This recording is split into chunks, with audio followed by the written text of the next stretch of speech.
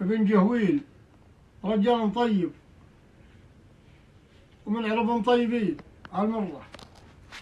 وأقول يا الله يا الله يا اللي تهدي العبد والدله طالبك يا الله غفران مع التوبة يا راعي الغش خل الفوز ثم خله أخزاك فعليك وشغل الغش ودروبه.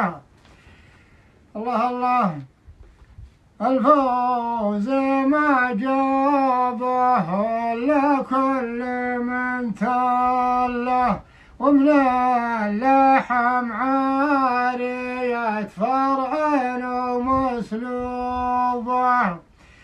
جاب جاكي بن جهويل صام المان والذله والغش عنه بعيد ولا طبع ثوبه.